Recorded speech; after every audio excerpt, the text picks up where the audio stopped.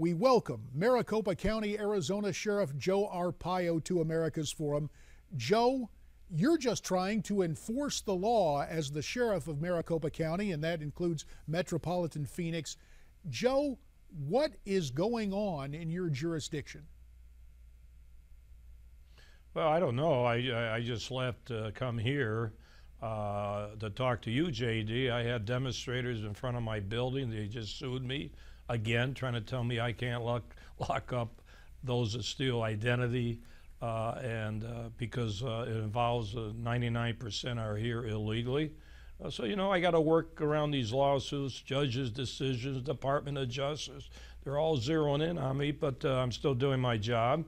As far as the latest bizarre behavior by the federal government, including the White House, Homeland Security, letting all these kids come into our country through Texas and Arizona, I don't know.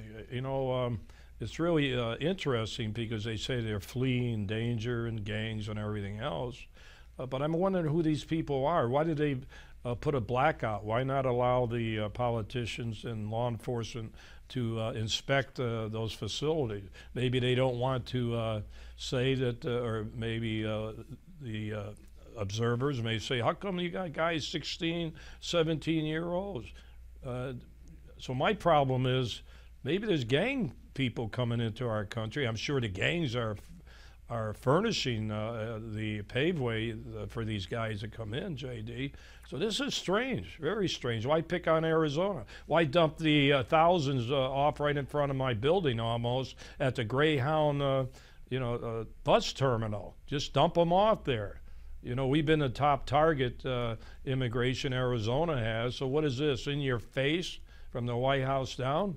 Well, especially since I wrote a letter and sent out for it. Let's talk some more about that, because we trace this back to Senate Bill 1070 when the state of Arizona had the temerity to enforce immigration law. You announced that in Maricopa County, Arizona, in metropolitan Phoenix and the surrounding suburban area in that county, that in square mileage is about the size of the state of Connecticut, that you would enforce immigration law. You mentioned the word target, whether it's the state or you personally. Joe Arpaio, is Arizona a target, and are you specifically a target of the Obama administration?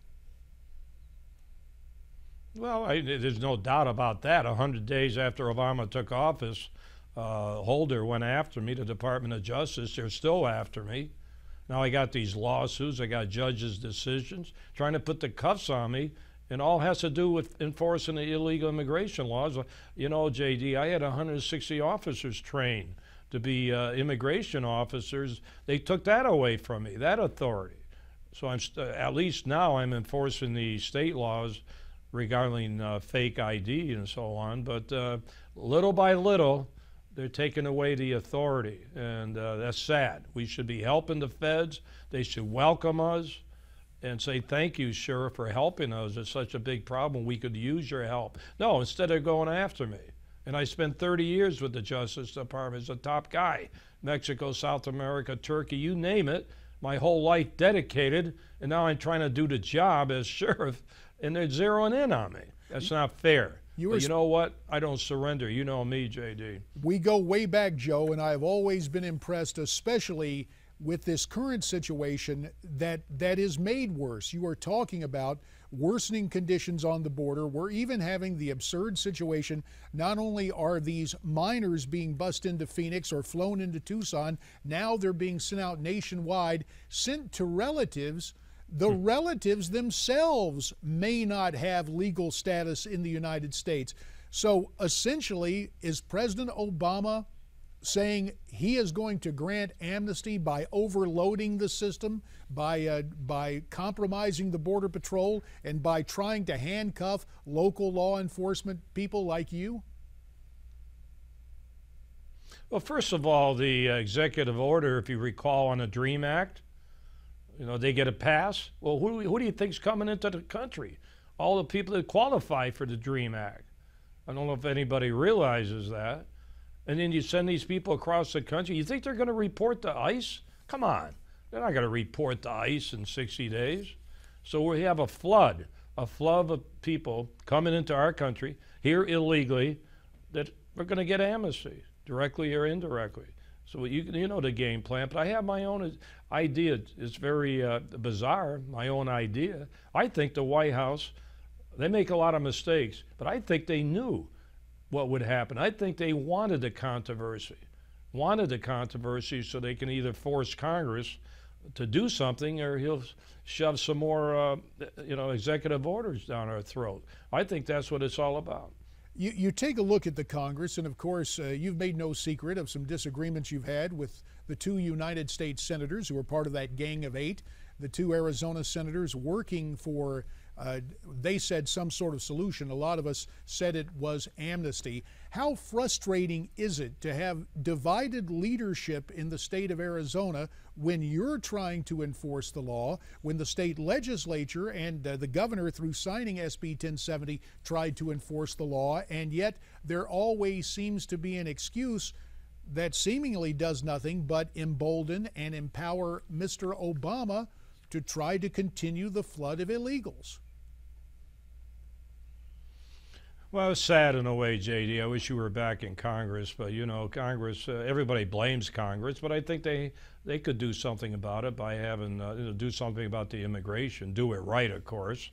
But it's a political situation. You know that. Everybody worries about votes or getting the Hispanic vote. You can go on and on. They tried to recall me last year. They tried to destroy me a year before. But I'm still around, and I'm going to be around many more years. So you just have to fight, do what you feel is right, follow the law, not surrender to politics. And a lot of people don't follow that edict that I do. So you are in a situation as the top law enforcement official, as the sheriff of Maricopa County, Arizona. We know that sheriffs constitutionally have a special portfolio. You mentioned earlier that the Justice Department and indeed federal judges have tried to handcuff you, have tried to limit your ability to enforce the law. In the wake of all the frustrations, what is your action plan now to continue to enforce the law? Are you able to go on continued sweeps in the face of this crisis of these flood of illegal miners into Arizona? Well, the thing I can do best, which I'm doing, is appealing the court's ruling. We have monitors here today, a whole bunch of them. I'm not going to get into the court or the judge or the monitors, but you know what? They forgot one thing. I'm the elected sheriff. I'm not a bureaucratic. I don't want to badmouth chiefs of police, but you know, they got to report to the mayors, city councils. I report to the 4 million people that live in this county. I take that very serious. So I'm going to do what I can do for those 4 million people. And if they don't like it, go vote for somebody else. Which, by the way, JD, I'm running again in 2016. I just had a birthday, Flag Day, turned 82, and I'm going to keep going. So I'm not going away. That's what they want. They can't get me in the polls. Now they keep suing me, agitating me. Happy birthday. And one thing we have in common, having run for office, quite literally, we hope you have many happy returns, as in election returns, the next time you run for sheriff of Maricopa County. But in the couple of minutes we have remaining, it is worth noting, because I think some people nationwide don't realize your success rate. When you said you were going to enforce federal immigration law, I can remember the governor of the neighboring state across the border of Sonora actually complaining that his citizens were returning home because you were enforcing immigration law. Enforcement works, does it not? Yes, it does, but they're taking it away. In fact, they already took it away from many of the decisions and policies from the Obama administration. So you know what, JD, you and I both know we have the greatest country in the world. You know, it goes around. I've been around in law enforcement 55 years old. 55 years. We go around in circles. It'll come back. Things will be corrected, I hope. So we'll never surrender. Great country, great people. And with us, giving us your realistic assessment of what is happening on the ground, and more importantly, cluing in the country on the impediments that our own federal government is trying to put in your way from just enforcing the law. We appreciate your time. We will speak with you again in the days ahead, and we thank you very much for being our special guest here on America's Forum. Thank you, JD. So you hear it from Joe Arpaio. Despite the frustration, he remains optimistic. One reason, because he's talking to you. Now you can talk to us.